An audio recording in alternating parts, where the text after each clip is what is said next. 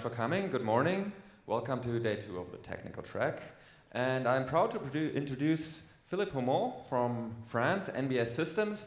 He's been active in the community in Europe quite a lot, and also he is his company produced Magento, a great extension to speed up Magento. It includes a full-page cast and a lot of optimizations. Maybe you will talk a bit about that too. So he's been well known for his speeches about performance, but today he's going to talk about security. And I'm always very impressed by his widespread knowledge about Magento. So thanks for being here, and show's yours. The thing is, I'm really not at all a developer. I don't know a clue about PHP and everything. You guys are the talented one. We are trying to make the thing run smoothly, meaning it has it recovers different reality. First, being safe. Second, being performant. And third, maybe optimization tricks in the cloud and stuff like this. We'll see what we have time to treat.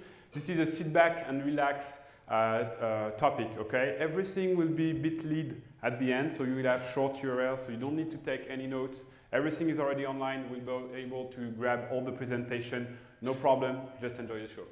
So, French-based company, 1,000 more sites running now, so we know a bit about Magento hosting, and we'd like to share some things with you. First of all, security content. You may like to live risky, we don't, and business usually don't like to live risky. And in the field, Magento has very, very good records. I mean, in 5 years, we had less than, let's say, 5 major or medium flows around. So it's an exceptional track record. Still, everyone can do mistakes. I mean, last year in Magento's Imagine, we had a bit of fun with the cross-site scripting that has been released in the last version. Someone made fun out of it on Twitter. It has been corrected exceptionally fast. But everyone can do this, everyone, especially companies having hundreds of developers. And also, Magento is doing silent patching, meaning it's very complicated for them to share everything they do on a daily basis, because obviously they do a lot on the product. So having every single patch that would allow you to correct everything between the release is complicated. So right now they are still silent patching. I think it's not because they want to, because it's mainly a question of organization. And sometimes the problem is also what you have to this default box that is Magento. Sometimes you input some new fields, some new input fields, some new forms, and you forget about controlling your user input, which could lead to security flows.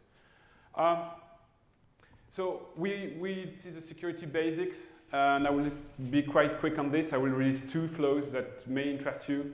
The first thing you have to do is put an htaccess file if you're using Apache. It will help you to protect your backend, your back office. You know, it will prevent anyone to exploit a flow that would arise using Magento's vulnerability. The htaccess box, authentication box, has never ever been compromised. So put an htaccess box, a pre-authentication. This costs nothing and prevents you against a problem in authentication in Magento. We never know, even if it never happened before. Set appropriate restrictive right on your local XML. We've seen some local XML live in Google. Of course, they contain your login and password. This is not fun because then people remotely log into your database or your server and sniff every content. So be sure to put restrictive rights. Use passphrase. Passphrases are easy to remember and very hard to break, okay? If your password is my password 123, you can be sure it will be broken in anytime soon. If your passphrase is something like my web shop is a wonderful web shop, it's a very secure password. I'm not kidding. It's better use a passphrase than a password, okay? And besides, it's easier to remember, okay? Change them and keep one user, one pass policy, because if someone leaves the company, you don't want someone to live with an ugly ranked account that could do a lot in your back office. And if possible, when using SSH to log to your server, use keys and not password, because keys are not interceptable. You can't tamper with them. You can eavesdrop with them. So it's a better proceeding, and stay up to date in the version. We'll be back on this, but some people are running 1.3.2 version. Those are totally outdated version. So of course, they can jump now in the 1.7. It would be very complicated to migrate them. But what do? We stay in the old version that is probably flawed? No, we find a way to stick to the versions. And you can use modsec. The bit.ly link that we will be having again at the end of the presentation will give you a basic description of how to use modsec to prevent people from downloading sensitive files like local XML, like shadow password, like things like this. It will totally break the possibility of doing so at the Apache level. Let's go for a more advanced security system, which is called Naxi. I'm very proud to introduce Naxi. Why? Because it's a homemade product that is now widely spread, widely adopted. OWASP has made a tool out of it. It's a key. You will hear a lot about that later on when you'll be at large.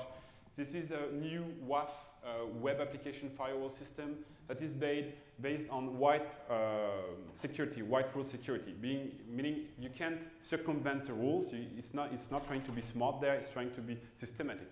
So it will protect you out of the box with 42 default roles that will cover 95% of the cross-site scripting and SQL injection you could get. It's free of charge, okay? If you don't know, if you use it for your business, it's totally GPL free of charge. So enjoy it. Same, we have a bit.ly at the end, don't worry. First security flow that we'd like to share with you. It's something that has been at large and that has touched some of our customers recently. People have been checking out from their website without paying money, or to be more precise, we're paying only €1 for something, for goods that were worth 200 euros. This flow is at large on EE 1.10.1 and C 1.5. It's a problem between PayPal and Magento. Magento doesn't really cipher the queries that it sends to the PayPal server, meaning you can tamper with the parameters. And within the parameters, you will find the price that you have to pay. And the answer getting back, it says, OK, you pay $1 for something that is worth $200, and you will get the product in the end because people think everything has been checked out properly. We've released an advisory that you can grab in there. It contains the vulnerability and the way to prevent it from arising again. The second flow is related to an older version of Magento, which is 1.3.3 or EE 1.6. It has been brought to you with the courtesy of E-Commerce Academy. It allows you basically to download all the customer records of a website using a JSON get.ddr method and getting the JSON result and parse them. Same here, we've issued an advisory and explained how to correct if you are vulnerable to this flow. So it is the two only flows we know about currently, but we don't know everything. We only have 1,000 sites. Maybe other flows are at large. So the main principle is that you have to keep up to date with the version using a pre-production environment. This is key. I mean, keep your 1.something, 1.5 in production and try the 1.7 or 1.6 on your pre-production. So you will be sure that everything went fine will go fine when you migrate your website. This is an easy path for you to stick to the version. Doing so, you will benefit from all the work of Magento team, Magento security team also, and they correct these flows, they correct these vulnerabilities. So you will be protected. Keep to the version using pre-production environment. Trust, never exclude control. So Magento is globally doing very good work in this. They also have a security team, which is cool. You can still pen test your website because if it's not the core itself that has an issue, it could be your development or the development that has been made that have an issue. A form could contain a cross-site scripting that could lead to something deeper and dangerous. So pen test your website. It's not that costly actually, and it will really help you achieve better security. Magento has no security team internally, so you can issue whatever concern you have to them, which is really cool. They are knowledgeable and they will help you in the field. And what could be better right now, and we are asking this, we have a discussion right now with Magento around this, is to have a place where we can have a repository and all put our patch and stuff like this publicly to share the knowledge. That would be cool in between version to have those cumulative patch and everybody can download them. That would be really nice. We think that it could be a Magento work to do so or to help us achieve this. And also,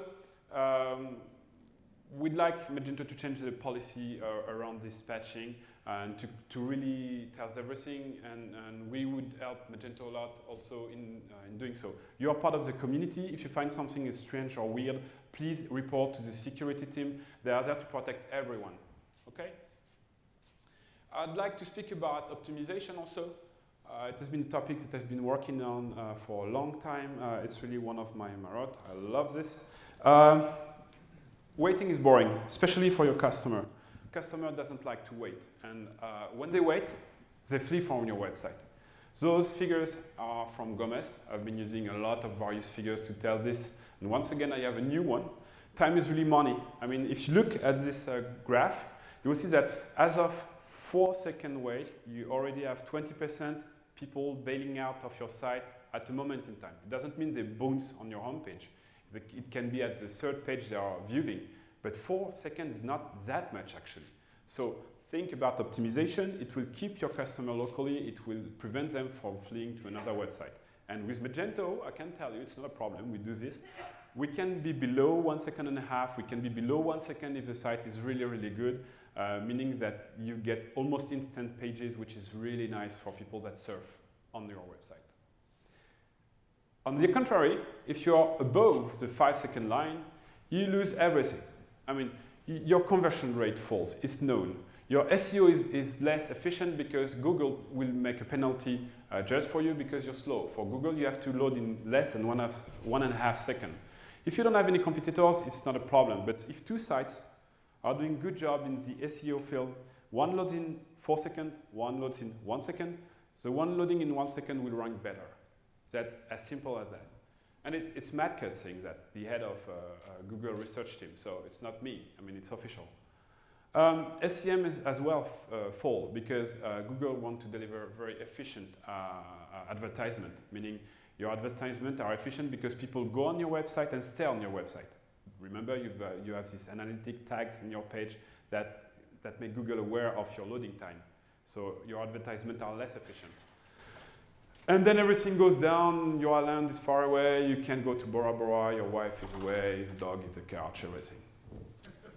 So, how to control that first? How to know what will be the performance of a website? Let me introduce, first of all, a special discount for you people that imagine using this code, you will be able to test this crazy platform for free. Cloud Netcare uses some Azure Cloud, you know, the Microsoft Cloud, some Azure instances of real Windows 7 computers with real Firefox browsers. And it sends something like 1,000 people simultaneously toward your site using Selenium scenarios. So you can, or more or less, you choose. So basically you can have real world, real life tests, load tests for penny money.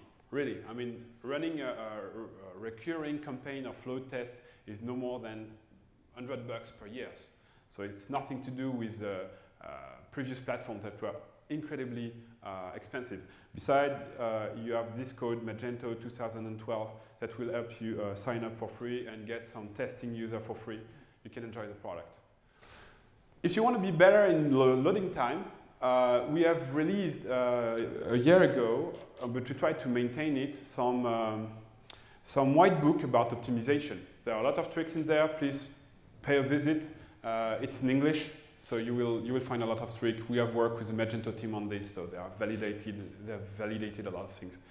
Keep to good practices, create a sprite, use CDN, tune your HT access file. Everything is in there. I will be quite fast on this because it's not a performance topic. Everything is in this white book, so don't worry, you'll find that. Avoid overcharge homepage. That will load a lot of products. That is the best way to kill your performance on the servers because 60% of the people happen to land on the home page. So if the home page is always loading a lot of product, all the site is slow. And besides, having something static or an introduction to your website is also good for the storytelling. I mean, there are designers, people working in the IHM environment that will tell you more about that. But it's always good to put your customer in the mood for buying. So sometimes it can be done through a static home page. And specialize your servers. I mean, servers that are doing PHP are not there to serve images, are not there to serve videos, are not there to do databases and stuff. Separate things, it will go better. And try, test funny things. I mean, Vinay there has been doing a lot of work in the community, and thank you, Vinay. He released a very good extension to make Symlink cache faster. He released also some PHP Benchmark to test your cache performances. And many of us are all around the globe has tested crazy thing to tell you what's the best around. And actually, Nginx and PHP FPM will grant you 20% more performances. That's cool. Better than Apache. Varnish local install will grant you a lot of very good performances also. Smile has been testing that. They are in the crowd there, so if you want to pay a visit. And also Redis right now is a princess of the moment. I mean, it's a cache backend that is so fast that it changes everything. 2,000 times faster on the delete cache entry, meaning that when you are using your back office and updating products, it goes way faster.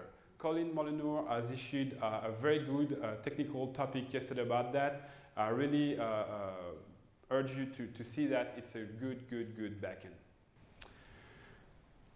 Just to finish on this, slow backend is not slow, it's tag compliant. If you use something else than database or file, your cache won't work at all. Don't put APC, don't put anything else than file or database or Redis.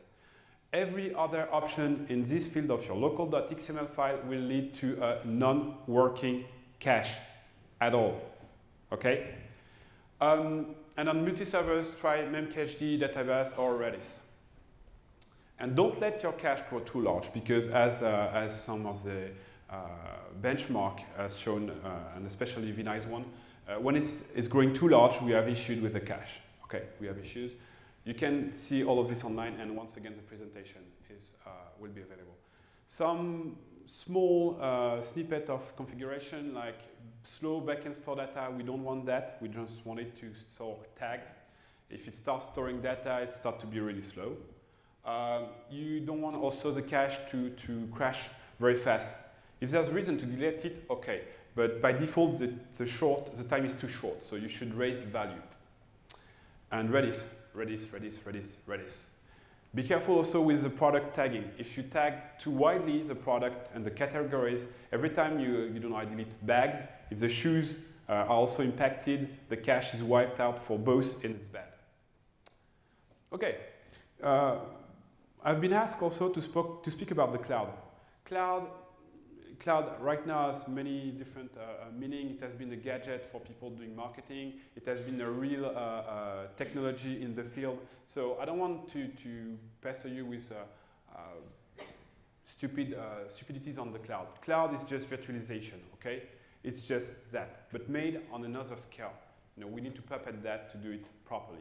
So if you are using a website and in the field you are having like peak periods, like end of year sales, for example, like event sales, or every type of single peaks you can have, the good thing is to go for the cloud. Why? Because if you are always in the cloud, you pay too much. Cloud is 4 to 5 times more costly than having a real physical server hosted in a facility. Because the concept of the cloud is to use it on a temporary basis, not on a permanent basis. So think about when you use it. And the good way to use it is to use it for the peaks. I mean, on average, maybe you get 10,000 visitors a day. That's cool. And on peak period, you take 50,000 visitors a day. If you're paying for 50,000 visitors a day, your dedicated server, you're paying too much.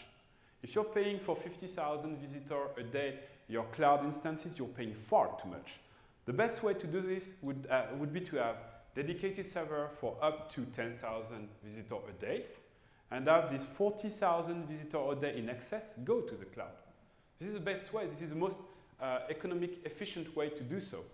So use cloud wisely. This is all about when you use it and how you regulate the peaks. It's cost effective and it has to be responsive. This is a typical example. This is a real life example actually. This is a major brand in France around fashion. So they are doing peaks, of course, as everyone. And this is an animation they had. They were releasing a mailing with crazy prices for 400,000 persons. So in the morning, we saw everything go to the orange zone, and we started the cloud for the customer. What you see, the light blue bar there, is the peak that has been taken by the cloud.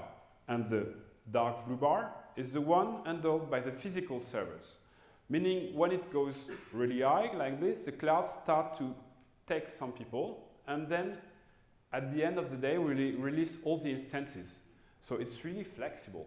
On 1 day period, we've been able to take like 5 to 10 times more customers, and the price for the customer in the end was something like $500 because he only used the cloud for 1 day. Not a problem. So how to do an efficient cloud? I would say that one of the key, we've been through a lot of problem in there. It's not easy to do. So if you want to do this at home, you'd better buy serious servers. I would recommend to go for a SAN because you want all your virtual instances to boot from the same images. This way you maintain only one virtual images for all the front servers of your customer. And same goes for the application itself. You store it in a place one time, and every server has access to the same zone of the SAN. Meaning you don't duplicate the content, and when someone updates the front, you don't have to replicate everything, which would be too complicated and lead to inconsistency between servers. So use SANs, that's cool. Or NAS, no problem. Also, we are using Xen, and I would recommend Xen or VMware or something like this. Xen is cool if you are a Linux guy, because Xen is easy to automate. Meaning you can issue really pretty simple commands with Xen and make things migrate from one physical blade enclosure to another one in less than 5 seconds. We did that live. The customer was having a trouble on one blade servers, and we migrate the container, the virtual machine, to another blade seamlessly in 5 seconds. It's just crazy. XM migrate is a crazy thing. So Xen will help you have this flexibility and to move the containers between all your blade enclosures quickly. And this is good because you can also instantiate a lot of reinforcement for the main web servers in like 4.5 minutes. I will explain how you are. You store the image of the front server so you can boot them quickly. You know, you have some spare cores, spare RAM, and you have these images that are ready, that you maintain, some templates, and you just initiate them when you want, using some scripts that we have created in Fabric, which is Python-based, very simple. And if you have some PHP knowledge, it will be quite quick for you to learn about Python. It's really cool because you can basically tell your load balancer, hello, there's a new server in the field. Please balance now on this new IP as well. You can also inform your reverse proxies that there's a new server in the field. So basically, you start this server, and then you inform your reverse proxy, your load balancer, that there's a new front server, and the whole process using Fabric takes you 4.5 minutes. I have real-life example around that. We have customers where the left brain doesn't speak to the right brain, okay? Meaning the marketing is doing some operations like crazy thing, like one pair of shoe bought, one pair of shoe offered. Can you think about this, how this affects a woman's brain? Okay? Now we speak about pics. And of course, the guy from the marketing didn't, or most likely the girl, didn't thought to tell the guy of the IT, which is probably a guy. Which leads to us in the morning looking at the various knock screens we have, and see like something going to red. What is this customer doing? And all the servers are going to the red zone, you know. Whoops, peak. And then the CTO calls us and say, can you please start the cloud? And it's really like starting your car. That's fun. Yeah, no problem. We'll put as many instances as needed, and you'll be back in the orange zone and then the green zone. And if indeed that's what happened, in 4.5 minutes, the guy has 10 servers in reinforcement. That's all. The peak is taken. Nobody lost some money. Nobody lost his job. everyone is happy. Some people for like 5 minutes or 10 minutes had a slowdown, but on a day of sale, it's nothing.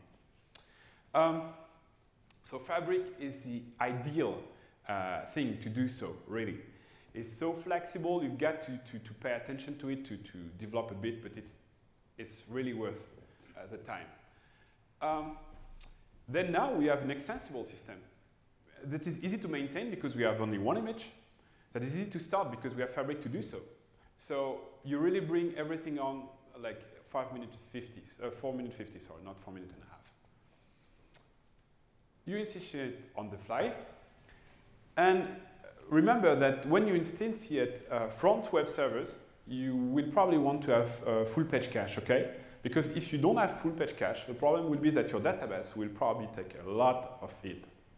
That's no good because database, I'm sorry, I know it's filmed, so I'll be a bit rude on this one, but MySQL scales like shit. It's known. I mean, it's a real issue.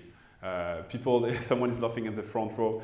This guy's been playing with MySQL. We all know the problem. It's not that easy to scale up with MySQL. So Magento 2 will address that by allowing us to use some various backends like Oracle, like NoSQL, like MongoDB, and so on. So the problem is currently being treated, but still, we have to pay attention to the fact that when we start some new web servers, they will be querying the backend, they will be querying the database. So you better use full page cache. Because if you don't use full page cache on this, if you doesn't, sorry, it will be the death of your database. Okay, think about that. Speaking about that, there are some serious lead in the field about how to make MySQL behave better. PerconaDB is a really good option. The project that is called MMM is very good also. MySQL aggovability is a very good option also. Because on top of the problem of scaling, you have and performances, you've got the problem of redundancy. We have two different data centers. So we don't want the people, if one data center goes dark for any kind of reason, we don't want people to be cut. Of course, that's why they pay for redundancy. But how do you do that with MySQL? Actually, it's quite complicated.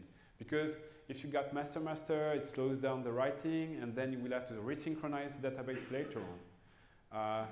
Not good. If you have master-slave, then the people, if it's a master going down, nobody will be able to write in the database anymore. So no orders, no query, no nothing.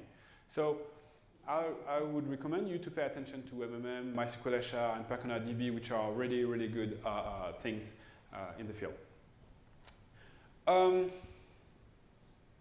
Magento 2.0. Wow. I really want to see that as soon as possible. I know it's really complicated to develop, but okay. There are extensions that could help you achieve better results. Vinay has written a long time ago Symlink cache, which is a very good thing because it quickly sorts the cache, avoiding some creation of directory, if I'm not mistaken, that's it, and meaning you can parse quicker the cache. It really boosts up the thing. And Collins Molyneux, I've been writing an amazing plugin that is currently under test in our facilities, but everything is going fine, so it's going live for us. The Redis plugin. Pay a visit to this is crazy. Fuman, I don't know if he's around. I mean, this guy has been in the field for years and years and years. He's done a lot of work around minifying, and that's cool, thanks to him. When you minify things, you download only one JS or one CSS instead of 10, 12, 20. That makes a difference for the guy that is visiting. Instead of downloading something like 120 objects with his browser, it will download only like, I don't know, maybe 50, 60. It goes way faster, way faster. So those are good practices that you should really think about. And there are validators that you should pay a visit to. This is the CSS validator, which is called Jigsaw, and the HTML validator from the W3 consortium. W3 issue the norms.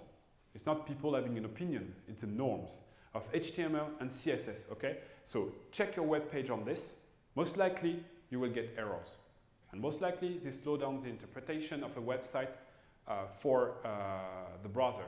So think about validating your page using the W3C validator. This is really cool. This is a neat tool. This is free, and it can be used anytime with any site.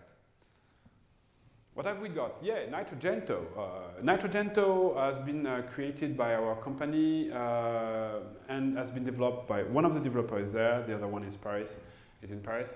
It's bringing you some full page cache, basically. Not only, it's bringing you also new block cache and some other neat settings. It's $300, and it's really worth it. You've got a free trial, pay a visit. People saw their page really load faster. Excuse me. Yeah, this is Nitrogento. You can also have advanced block caching, meaning if you have created your own blocks, you'll be able to create a hook in Nitrogento, and it will handle the storage of the cache for you. Okay, it's compatible with all versions because we rely on Magento cache system, two-level cache system. So we are not managing the cache backend itself. We are managing the full page cache option, zero code. Okay, so it gives space for questions. I've been faster than expected, Vinay. Huh? Good. That's good? Okay. So I will leave this for a while so you can write down the various bit.ly links to the various topics we've seen today. The first one being this presentation. It has been updated this morning. You will see that there are some hidden slides for time reasons. Optimization and the modsec configuration, you can find it there. The PayPal advisory, please update your website if you're having a 1.10.1 EE or 1.6 or previous C. 1.5 for the PayPal, sorry. 1.5 for the Get Editor advisory, it's 1.3.3. You can find this one also. You can have this CloudNet Care test account for free on this URL, and the last one being Naxi. It's free, so it's always free. You can download it anytime, pay a visit, it's cool. And if you got the least questions, don't hesitate to call us. I will leave space to question now. And also feel free to join us on the 29th of May in Paris for Magento. It will be a hell of a party as well. Not that big, of course, but we'll do our best.